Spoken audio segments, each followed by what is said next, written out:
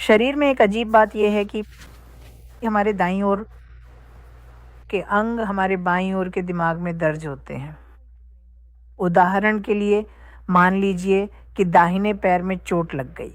वहाँ से जो नस का सिग्नल है, वो नस से होते हुए स्पाइनल कॉर्ड यानी रीढ़ की हड्डी में जाता है। वहाँ पर वो नसें दूसरी तरफ क्रॉस हो जाती हैं। यानी अब दाहिने पैर में चोट लगने वाली नसों का वो गुच्छा रीढ़ की हड्डी में बाईं ओर क्रॉस हो जाता है।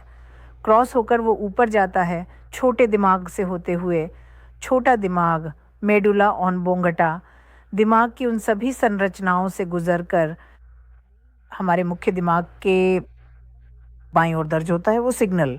तब बायां दिमाग, ओहो हो, यहाँ दाहिने पैर में चोट लगी है ऐसा समझकर शायद थोड़ा सा ध्यान देना चाहिए।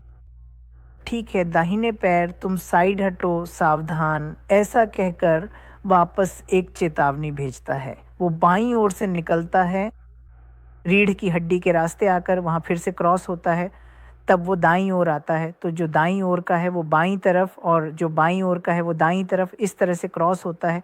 ये इस तरह क्रॉस क्यों होता है?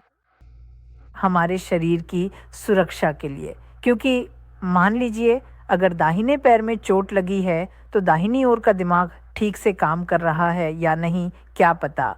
तो एहतियात के तौर पर वो दाहिनी ओर के दिमाग को छोड़ाकर बाईं ओर के दिमाग में जाता है वो सिग्नल।